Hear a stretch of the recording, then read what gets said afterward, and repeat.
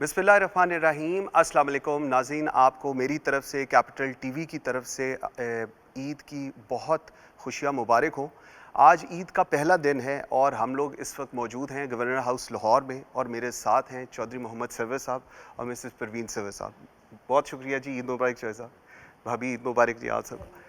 चौधरी साहब, सबसे पहले SOPs की बात करें, NCOC की बात करें, कोविड, ये हमारी मेरे ख्याल में तीसरी ईद है जो हम लोग गुजार रहे हैं कोविड के अंदर। कैसे आप देखते हैं इसने पाकिस्तान को, हमारे इस माशरे को किस तरह इफ़ेक्ट किया है जी? देखिए, पहली बात तो हम सबको ये एक्नॉलेज करनी होगी कि जब हम बेहतियाती करते हैं, जब हम SOPs को फॉलो नहीं करते हैं, गवर्नमेंट की इंस्ट्रक्शंस को संजीदगी से नहीं लेते हैं, तो कोरोना वायरस जो है वो फैलना शुरू हो जाती है। बिल्कुल। जो ही आप हुकूमत सख्ती करती है, जो मखसूस इलाक़ों में सेलेक्टेड लॉकडाउन होता है, लोग एहतियाती तदाबीर इख्तियार करते हैं, तो नंबर ऑफ़ केसेस जो हैं वो डेथ्स भी ड्रॉप होना शुरू हो जाती हैं और नंबर ऑफ़ पॉजिटिव केसेस भी ड्रॉप होना शुरू हो जाते हैं। देख लें, रमज़ान के महीने में माशाल्लाह लोगों ने तरावी भी पढ़ी है पूरे मुल्क में, और आज ईद उल फ़ितर के इज्तिमात भी पूरे पाकिस्तान में हुए हैं। किसी पे कोई पाबंदी नहीं लगाई है, लेकिन सिर्फ़ ज़्यादा तादाद में लोगों ने चूँकि SOPs पे अमल किया है और आप देख रहे हैं कि माशाल्लाह इसके असरात भी हमें नज़र आ रहे हैं। बिल्कुल ऐसे। भाभी, ईद स्पेशली छोटी ईद, मीठी ईद हम लोग कहते हैं और बड़ा वो तैयारियाँ शयारियाँ होती हैं, मार्केटें बंद, तो फिर कपड़ों का क्या हुआ जी? और स्पेशली ये मुझे कहा गया था आपसे पूछे कि आप भी ऑनलाइन शॉपिंग करती हैं जी या आप फिर बनवाती हैं? क्या किया इस दफ़ा आपने? ऑनलाइन शॉपिंग मैंने नहीं की। मेरे पास पहले घर में कपड़ा पड़ा था। अच्छा। उसी से निकाल के मैंने ईद के लिए कपड़ा बनवा लिए।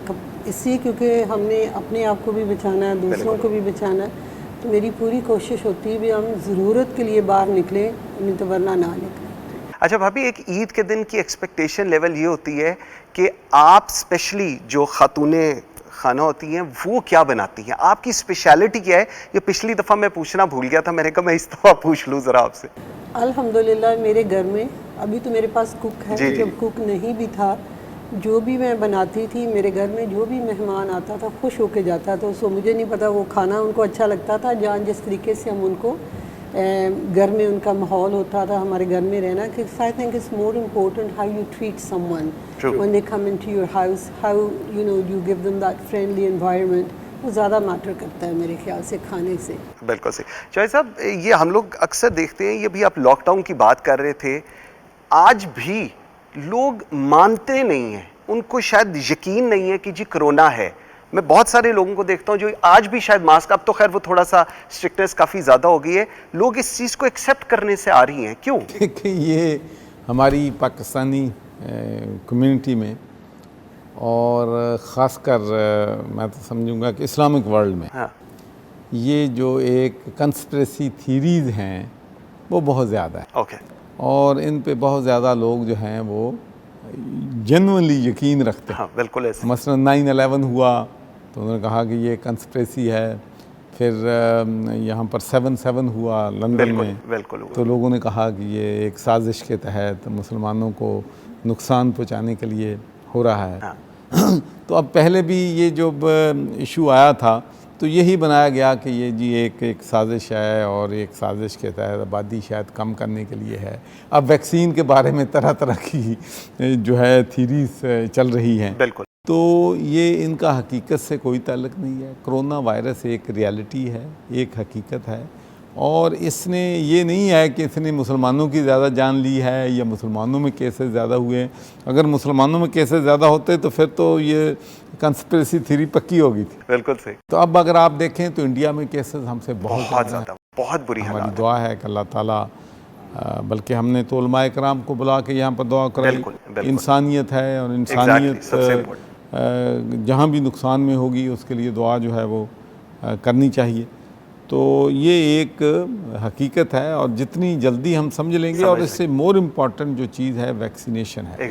देखें, जिन मुल्कों ने, कल मेरी अपने हमारे कार्डियोलॉजिस्ट दोस्त हैं मेरे डॉक्टर ताहिर साहब कतर में, तो मेरी उनसे बात हो रही थी तो आई वाज सरप्राइज्ड। उन्होंने कहा कि 98% लोगों ने कतर में वैक्सीनेशन करवा ली, लगवा ली।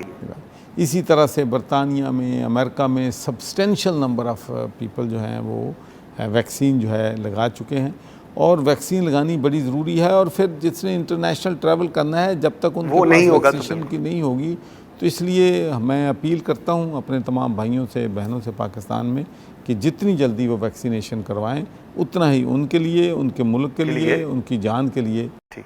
भाभी, आपने वैक्सीन लगवाई है? जी, हम दोनों ने लगवाई। अच्छा, गवर्नर साहब का मुझे पता था, मुझे आपका। अभी मैं रिसेंटली गए, मैंने भी जब वो 40 वाली ब्रैकेट शुरू हुई, तो मेरे और गवर्नर साहब के तो हम 40s में है ना, तो इसलिए हमारी तो अभी रिसेंटली हुई है। तो वहाँ पर बड़ा एक अच्छे तरीके से उन्होंने कैटर किया एंड ऑल दैट। दोबारा वही बात, बहुत सारे लोगों की एक्सपेक्टेशन है, कहते नहीं जी ये तो है ही कुछ नहीं, शायद वही एक कॉन्स्पिरेसी थीरीज चल रही हैं, ख़वातीन नहीं लगवाती। वो कहती हैं उनको पता नहीं क्या अजम्पशंस हैं कि जी इसको लगवा लेंगे तो पता नहीं क्या हो जाएगा, फ्यूचर में पता नहीं क्या होता है एंड ऑल दैट। क्या आपका व्यू है इस पे? मेरे ख्याल से देयर आर डिफरेंट व्यूज़। कुछ लोग जो बहनें हैं जिनसे मैंने भी बात की है, उन्होंने कहा that if they want have family, they want have family planning. उनको फ़िक्र है भी उसके कोई आफ्टर इफेक्ट्स तो नहीं होंगे। तो मेरे ख्याल से ये डॉक्टर बेहतर उनको बता सकता है। तो यूके में तो हमने जो भी देखा, जो हमारे रिश्तेदार हैं, जो हमारी फ्रेंड्स हैं, उन्होंने तो सब लगवा ली। तो मेरे ख्याल से only a doctor can answer that side of the question. अगर किसी की रिजर्वेशंस है, उनको ज़रूर अपने डॉक्टर से कंसल्ट कर लेना चाहिए। अच्छा, ज़रा थोड़ी रमज़ान की हम बात करें। रोज़े कैसे रखते हैं आप लोग? सुबह सहरी या अफ्तारी, तरावियाँ किस तरह, थोड़ा सा अगर आप बताना। हम दोनों उठते हैं, सहरी के लिए उठते हैं। फिर चॉइस साहब आपको उठाते हैं या आप चॉइस साहब को उठाती हैं? ज़्यादा मेरे ख्याल से मैं लाइट ऑन करती हूँ। अच्छा। फिर इनको मैं जगाती हूँ भी टाइम हो गया, फिर हम रोज़ा रख लेते हैं। तरावी इन्होंने मेरे ख्याल से ज़्यादा बाहर ही पढ़ी है। अच्छा। तो मैं घर में पढ़ती हूँ क्योंकि मुझे अच्छा लगता है रमज़ान में रोज़ा घर में खोलना है, घर में तरावियाँ पढ़नी, अपनी इबादत करनी, और यही होता है। और दूसरा, बहुत कम लोगों से हम मिले घर आ जाएं ताकि हम वक्त से थोड़ी सी नमाज़ पढ़ लें। और कल 27 जिस दिन रोज़ा था, उसी दिन हमने कुरान पाक ख़त्म कर लिया और सरवर साहब मस्जिद गए थे और उस दिन उन्होंने 20 तरावियाँ पढ़ी। माशाअल्लाह, 20 तरावियाँ कल हमने जी माशाल्लाह 27वीं को। अच्छा, 27वीं। और दूसरा ये था कि वहाँ पर कल था ख़त्म कुरान था। हाँ जी। तो मैंने पहली तरावी भी वहीं पढ़ी थी, वो गौहर एजाज के लेक सिटी में। बहुत खूबसूरत, अल्लाह ताला उनको इसकी जज़ा दे, इतनी खूबसूरत मस्जिद बनाई है कि बंदे का देख के बाहर से भी दिल खुश हो जाता है। तो आपने मतलब 20 तरावियाँ वहाँ पढ़ी? हाँ जी, 20। माशाल्लाह। नॉर्मली मैं 8 वाला हूँ। मेरा भी 8 का ही होता है, इसीलिए आपसे 2 पूछा कि 20 का। अच्छा साहब, थोड़ी सी मैं सियासत की बात करता चलूँ। रवैये आजकल जो हमारे हो गए हैं, स्पेसिफिकली अगर हम पॉलिटिक्स को सामने रखें, बड़े सख्त हो गए हैं, बड़ी हम चुभती हुई बातें करते हैं। पहले भी होती थी, लेकिन अब शायद वो जो टॉलरेंस लेवल है वो कम होता जा रहा है। इसके ऊपर आप कैसे देखते हैं? देखें, अगर सबसे पहले तो हमें ये सोचना चाहिए कि जो लोग हम सियासत में हैं, डिफरेंट सियासी जमातों में हैं, तो हम एक दूसरे के मुखालिफ नहीं हैं, एक दुश्मन के नहीं हैं एक दूसरे के।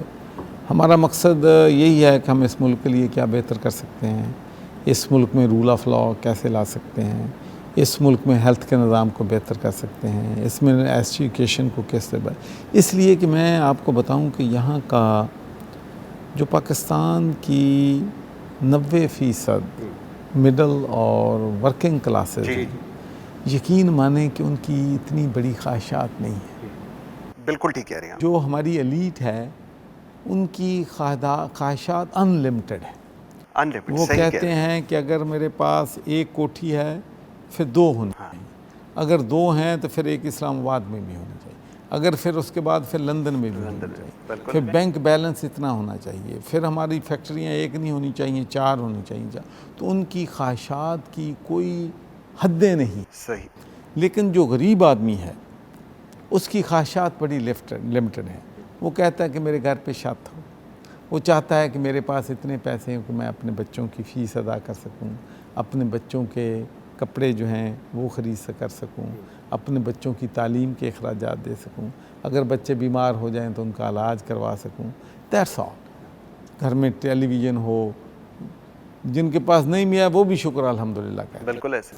और एक बात और मैं आपको ये कहना चाहता हूँ कि this is my experience and knowledge, कि जब मैं गांव में जाता हूँ और मेरे गांव का नाई उसको बोलते हैं, जाम, वो आता है, चौकीदार आता है, दूसरे आते हैं, तो जब आप उनसे बात करते हैं कि राजा साहब क्या हाल है, उनको राजा हम कहते हैं, तो वो कहते हैं जी शुक्र अल्हम्दुलिल्लाह। शुक्र, बिल्कुल शुक्र अल्हम्दुलिल्लाह।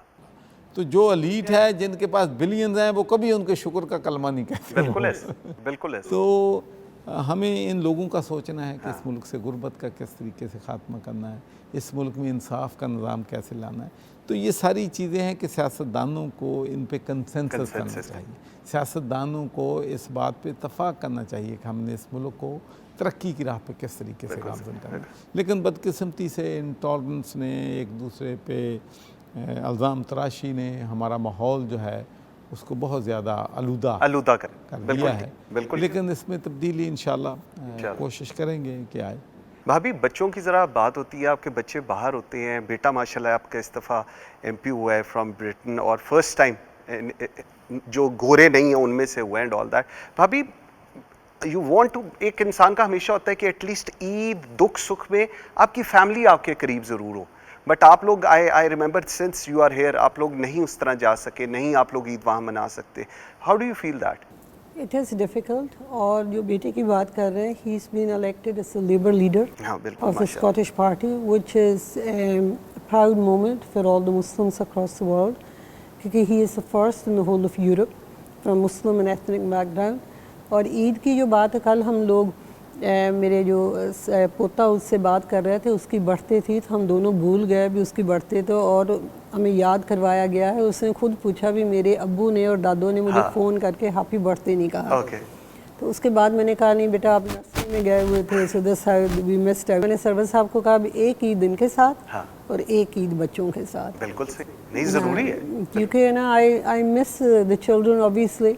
तो वो ना जो उनके साथ जो ईद गुजारो, वो एक मज़ा होता है, जिन्होंने बच्चे आते हैं, तैयार होते हैं, तो पता चलता है भी ईद है। और यहाँ हम दोनों ईद तो मना लेते हैं, but we do miss that aspect of having that family around us. On a lighter note, वो आपा फिरदौस आशिक अवान ने एक SOPs जारी किए हैं ईद को लेकर, आपका क्या ख्याल है SOPs को लेकर? हम लोग तो हैरान ही हो गए थे। उसमें बड़े टिपिकल वर्ड में सोशल डिस्टेंस का जिक्र किया। मैं आपसे यही कहा है कि सोशल डिस्टेंस रखो। हाँ, बड़ा सख्त किस्म का उन्होंने कहा। अच्छा चौधरी साहब, थोड़ी सी बेटे की बात हो रही है, UK ने रेड लिस्ट किया है हमारा travel ban and all that.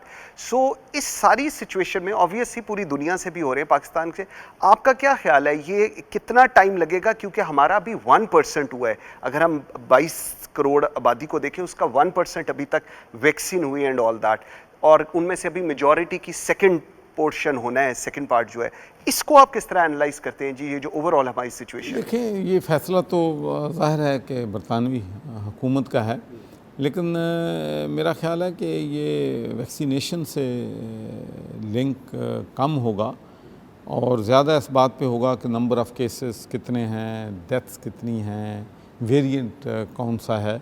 तो इन चीज़ों को मद्देनज़र रखते हुए वो लोग जो हैं वो फ़ैसले जो हैं वो करते हैं। ये हमारे लिए ख़ुद बड़ी मुश्किलात हैं कि मैं 14 महीने से बरतानिया नहीं जा सकता। बिल्कुल, इसलिए कि मैं जब जाना होता है तो मैंने तो 3-4 दिन से ज़्यादा जा नहीं सकता, लेकिन वहाँ पर क्वारंटीन उन्होंने जो है वो रखा हुआ है 10 दिन का, तो इसलिए वहाँ जाना नामुमकिन है। तो इसलिए हम सब के लिए बेहतर है कि जितनी जल्दी ये रेड वाला इशू जो है रिज़ॉल्व होगा। लेकिन इसके लिए मैं फिर अपील करूँगा हुकूमत से भी, आवाम से भी, कि वैक्सीनेशन जो है इसको सीरियस लें। इसकी कामयाबी जो है, अब दुनिया ने जो इसको मेरिट पे लेना है या कामयाबी लेनी है, तो उन कौमों को सराहा जा रहा है जहाँ पर वैक्सीनेशन जो है लग गई है। मैं आपको एक शेयर करना चाहता हूँ बात। आपको मालूम है कि जो कोरोना वायरस को हैंडल किया गया है जिस तरीके से, और उसमें मैं ये समझता हूँ कि इसको इंडिया, नरेंद्र मोदी ने और बोरिस जॉनसन ने और ट्रंप ने, डोनाल्ड ट्रंप, इन्होंने सीरियस नहीं लिया। ठीक है। और उसके बाद इंडिया में तो अभी प्रॉब्लम है, लेकिन उसके बाद सिर्फ एक फ़ैसला बरतानवी हुकूमत का, जिसमें उन्होंने ये फ़ैसला किया आज से 5-6 महीने पहले कि हमने वैक्सीनेशन सबसे पहले शुरू करनी है। ठीक। वैक्सीनेशन लगाने से बोरिस जॉनसन की पॉपुलैरिटी भी बढ़ गई और 3 जगहों पे हमने देखा कि ये इलेक्शन हुए हैं। स्कॉटिश पार्लियामेंट में हुकूमत जीती है, वहाँ एसएनपी हुकूमत है, वहाँ थम्पिंग मेजॉरिटी से जीती है। इंग्लैंड में टोरी पार्टी की हुकूमत है, वहाँ वो थम्पिंग मेजॉरिटी से जीते हैं। वेल्स में लेबर पार्टी की हुकूमत है, वहाँ थम्पिंग मेजॉरिटी से जीती है। इसलिए कि वैक्सीनेशन करने के बाद उन्होंने अपनी जो बिजनेस हैं एज़ यूजुअल खोल दी हैं, तो लोग रिलैक्स फील कर रहे हैं, लोग हैप्पी फील कर रहे हैं। तो इसलिए मैं समझता हूँ कि हमारा फोकस जो है अब पूरे का पूरा वैक्सीनेशन पे होना चाहिए। भाभी चौधरी साहब बड़े केयरिंग किस्म के हैं, ख्याल करते हैं, विमेन एम्पावरमेंट की बात करते हैं। हम अक्सर देखते हैं इधर वो सेमिनार्स भी हो रहे होते हैं। जब आपकी राइट्स की बात आती है, मतलब वो जो हम कहते हैं ना घर का गवर्नर कौन होना है, वो आपका क्या ख्याल है, कौन है? किन्ने को चौधरी साहब तानू इंडिपेंडेंट कमांड देंदे ने कि परवीन है हुण तुसी कर लो जो करना है? घर में गवर्नर यही थे और यही रहेंगे, इसलिए क्योंकि चौधरी साहब मैं बात कर ली है ताकि आखिरी फैसला इनका होता है। और मेरी एक ये आदत है, मैंने कभी इनसे पूछा नहीं ये कहाँ जा रहे हैं, कभी इनसे पूछा नहीं ये कहाँ से आए हैं। There has to be that trust between husband and wife, और एक स्पेस भी होना चाहिए। और ख़ास कर रमज़ान में करके हर एक को होता भी मैंने अपनी इबादत करनी, we want that little bit of time. तो मेरे ख्याल से इस तरह चलता है। और when you get older in life arguments कम हो जाते अगर आप थोड़ा सा एक दूसरे को डिस्टेंस दे दो, भी आप अपनी मर्ज़ी जो मर्ज़ी कर लें और मैं अपनी कर लेती हूँ मर्ज़ी। So I think it works both way. लेकिन फिर भी आपने ये तो कह दिया और वह मान भी गए इस बात को, लेकिन फैसला फाइनल किसकी बात समझी जाती है? घर में ये दखल नहीं देते। हाँ, ये घर में घर वो में ठीक बोले, उन्होंने घर से दखल नहीं देते। ठीक है। घर में ये दखल नहीं देते। घर में जो मर्जी फर्नीचर रख लूँ, जो मर्जी पेंट कर लूँ। बिल्कुल ठीक है। व्यूअर्स एक छोटी सी ब्रेक लेते हैं और जब ब्रेक से वापस आते हैं तो चौधरी साहब से पूछते हैं कि घर में जब इंटरफेयर नहीं करते तो फिर आगे कैसी जिंदगी गुजरती है। मेरे साथ रहिएगा।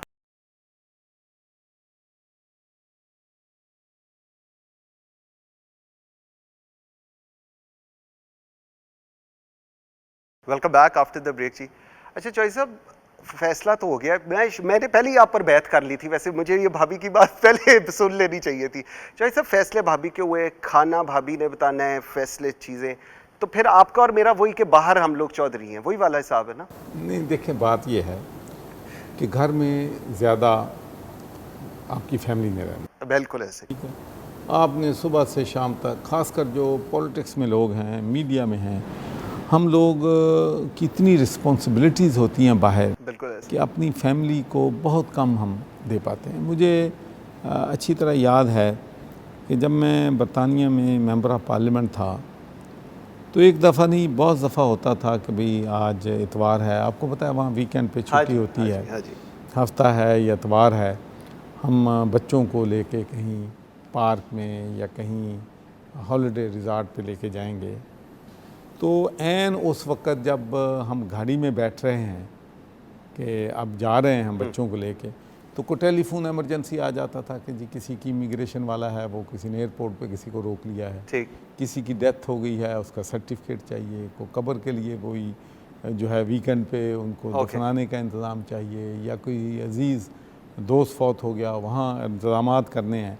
तो उस वक़्त फिर बेगम साहबा को ये कहना कि भाई देयर इज़ प्रॉब्लम, आप जाएं, तो सबसे मुश्किल मेरे लिए ये होता था। तो घर का चूँकि सारा जो इंतज़ामात हैं बच्चों को, देखें यहाँ अब तो माशाल्लाह यहाँ पर कुक्स भी हैं, यहाँ पर मुलाज़िम भी हैं, वहाँ पर तो सारा निज़ाम जो है वो खुद कर रहे हैं, खुद करना है, गाड़ी भी खुद चलानी है, ड्राइवर भी आप खुद हैं, कुक भी आप खुद हैं, कपड़े भी आपने खुद धोने हैं, बच्चों को भी खुद तैयार करना है। तो हाउस वाइफ की वहाँ ड्यूटी जो है वो बहुत सख्त है, ठीक, वो बहुत मुश्किल है। तो इसलिए हमने शुरू में फ़ैसला किया कि घर जो लेना है वो बेगम साहबा की मर्ज़ी से लेना है, उसकी रेनोवेशन करनी है इन्होंने करनी है, उसमें फ़र्नीचर कौन सा चाहिए इन्होंने करना है, खाना कौन सा पकाना है इन्होंने पकाना है। जब पूछ लिया मुझसे तो कभी बता दिया कि भाई ये कर लें।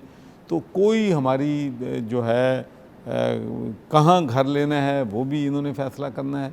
तो उसमें मैं कभी जो है वो दखल नहीं दिया। पाकिस्तान में भी जो घर हमने DHA में लिया है वो भी बड़े घर देखे मैंने, हाँ। इनको पसंद नहीं आता था, मैं कहता ठीक है, यूं ही इनको पसंद आया हमने वो घर जो है वो ख़रीद ली।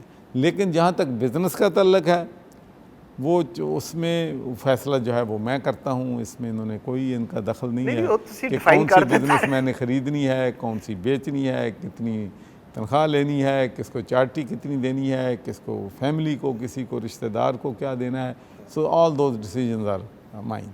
तो और दूसरा मैं आपको ये भी बताता हूँ कि हम साल में एक दफ़ा मैं अब 3 बेटों के साथ मीटिंग करता हूँ। अच्छा जी। उसमें हम अपना बजट जो है, एक चीज़ मैं लोगों से भी कहूँगा और ख़ासकर बिज़नेस कम्युनिटी के लोगों को, कि मैंने बच्चों को हमेशा ये ट्रेनिंग दी है कि जो कंपनी आप चला रहे हैं, जो बिज़नेस चला रहे हैं, आप उसको कभी उसका मालिक मत समझना। बिल्कुल ऐसे आप समझें कि you are employee of that company और अपना बजट सेट करना है साल का।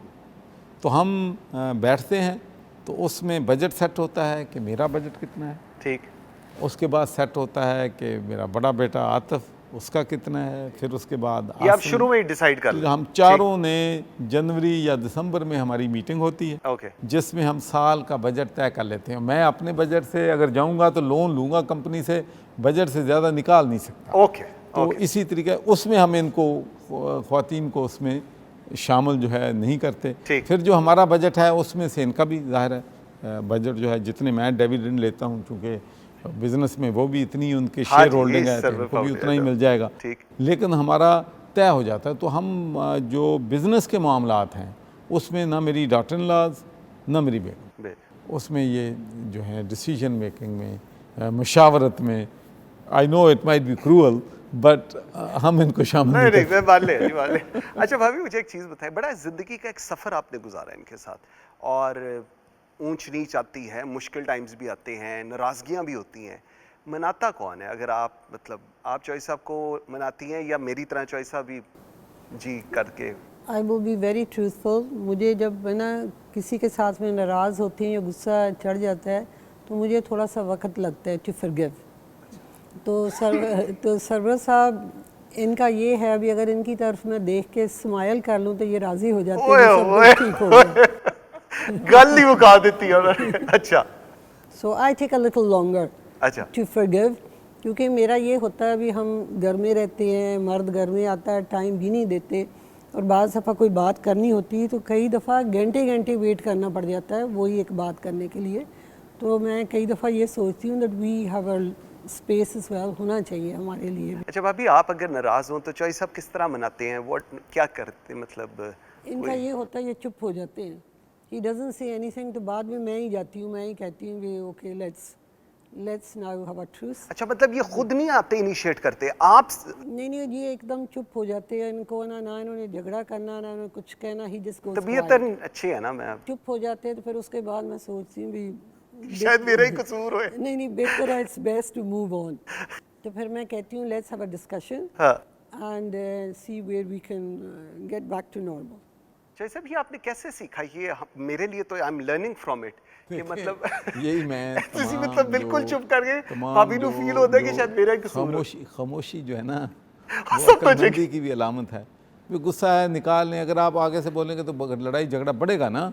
अगर खामोशी इख्तियार कर लेंगे तो कितना बेगम साहब गुस्सा निकालेंगे, रेजिस्ट हो जाएगा। अच्छा, नहीं बिल्कुल ठीक है। अच्छा चॉइस साहब, थोड़ा सा इंटरनेशनल सिनेरियो की तरफ चलते हैं। कश्मीर के अंदर आप बड़ी इस पे बात करते हैं और हमेशा हम जब भी आपका ट्विटर देखते हैं ऑल दैट, आप काफ़ी हाईलाइट करते हैं इन दोनों इश्यूज़ को, 35A और 378 आर्टिकल। इसके बाद एक जेल है जो मकबूजा कश्मीर बना हुआ है और उसके अंदर रह रहे हैं। ईद का तो शायद कॉन्सेप्ट कोई नहीं वहाँ पर अब रहा एंड ऑल दैट।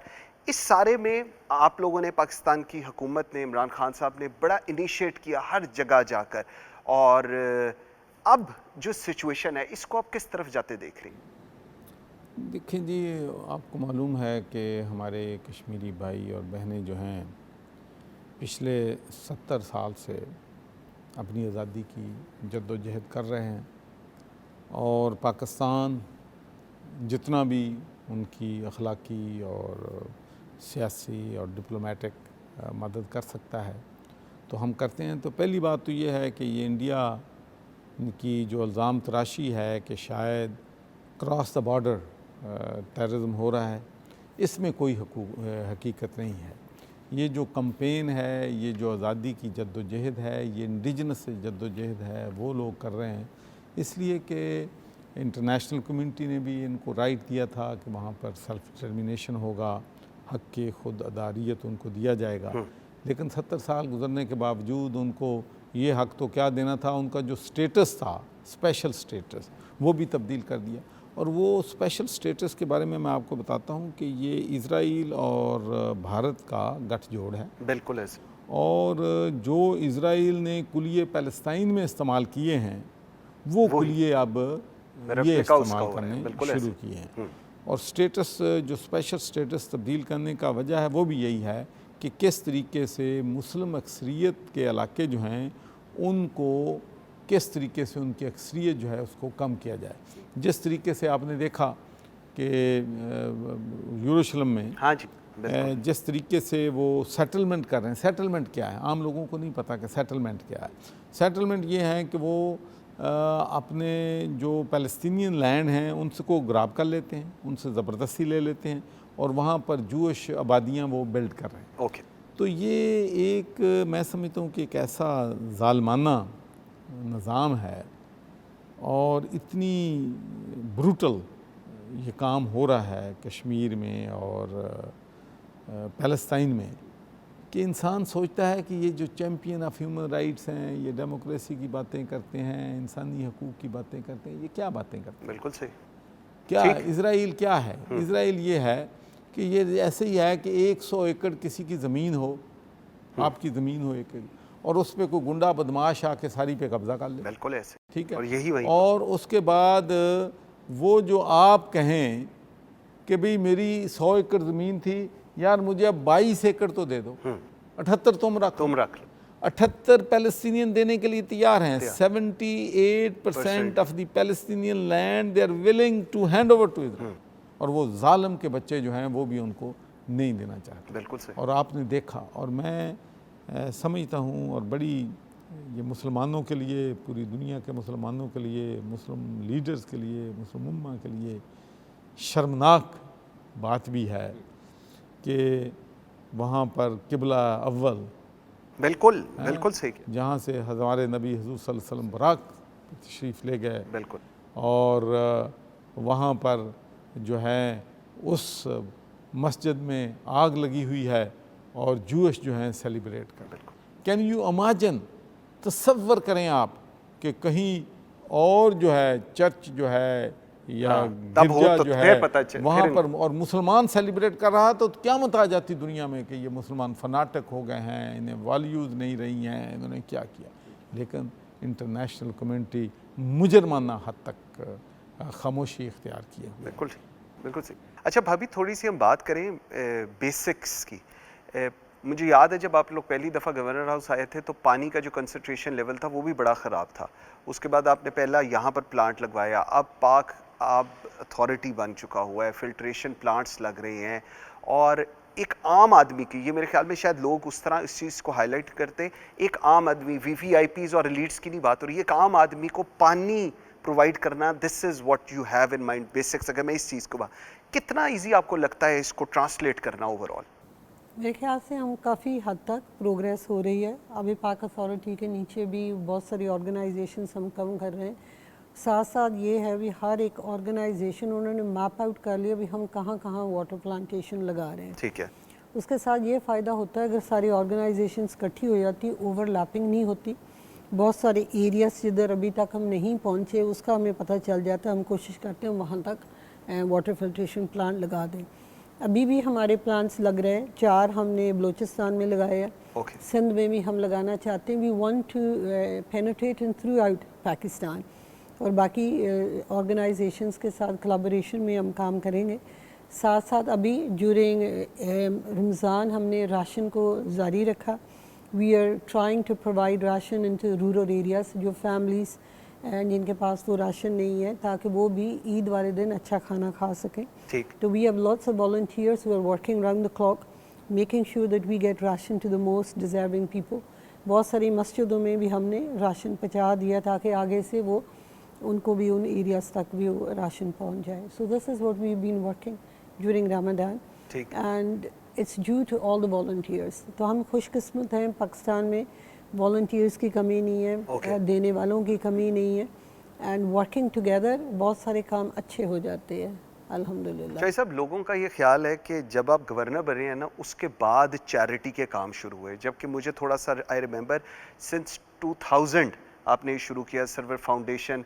पहले आप फाउंडेशन के हक में नहीं थे, फिर भाभी ने 100 मोटो लिया उसके ऊपर, आप गए हुए थे और भाभी ने बड़ा क्वेश्चन मंसूर आपने उठाया है और मैं समझता हूँ कि I want to tell the people of Pakistan and people of, क्योंकि school hospitals how they are working. हम ईयर 2000 से बिल्कुल मैं, हाँ, जब मैं बरतानिया में मेंबर ऑफ पार्लियामेंट था और कभी दूर दूर तक नहीं था कि मैं पाकिस्तान में आऊँगा या यहाँ की सियासत में दखल दूँगा, तो हम एजुकेशन में, हेल्थ में काम जो है वो उस वक्त से हम कर रहे हैं. ठीक.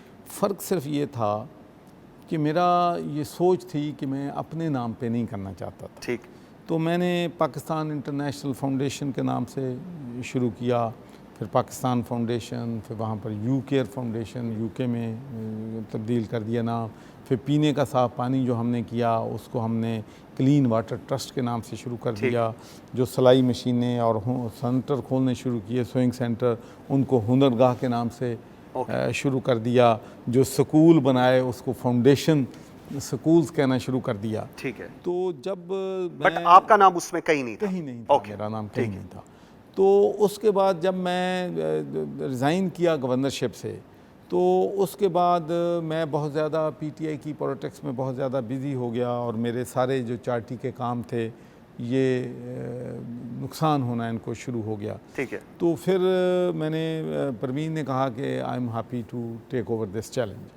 तो लेकिन इसने जब चैलेंज टेक ओवर किया तो इसने कहा कि हमारी फंडिंग ब्रांडिंग जो है मुख्तलिफ लोगों को नहीं होती, तो मैं I want to bring everything under one umbrella Sarwar foundation. ठीक है. इसलिए कि लोगों को फिर पता होगा कि हम क्या काम करें. तो इसलिए चूँकि हम ये काम तो हम 2000 से कर रहे हैं, तो लोग शायद सोचते हैं कि शायद मैं गवर्नर बना हूँ तो उसके बाद शायद पता नहीं को कहाँ से पैसे आ गए हैं और ये हुआ है. और दूसरी बात ये है कि हमारी जितनी भी फंडिंग होती है, हमने तो अपनी फंडिंग 90% फंडिंग हमारी ग्लासगो में एक चेक करते हैं हम फंड रेजिंग वहाँ होती है. मैंने तो कभी बरतानिया में या अमेरिका में या दुनिया के किसी मुल्क में फंडिंग के लिए कभी गया ही नहीं था. अच्छा. उसके बाद फिर मैंने जब ये बहुत अहम मंसूर बात है और it's very I feel very hurt, very upset, very angry, very frustrated about these issues as well. तो फिर उसके बाद जब मैं दूसरी दफ़ा गवर्नर बना तो फिर मैंने पानी का काम जो था उसको दोबारा फिर उठाया. और पानी का जो काम है, हम जो मर्ज़ी करें, पंजाब हुकूमत के पास कभी भी इतने रिसोर्सेज नहीं होंगे कि वो पूरे पंजाब के लोगों को पीने का साफ़ पानी मुहैया कर सके. सही. तो इसमें NGOs को भी आना पड़ेगा, इसमें मुखय्यर हजरात को भी आना पड़ेगा, इसमें हमारे इंटरनेशनल जो हमारे भाई हैं बहनें हैं उनको भी आना पड़ेगा. तो मैंने उनको मोबलाइज़ किया. मैंने कहा भाई आप अपने अपने इलाकों में, हम ये नहीं कहते कि आप फिल्ट्रेशन प्लांट जहाँ हम चाहते हैं वहाँ लगाएं.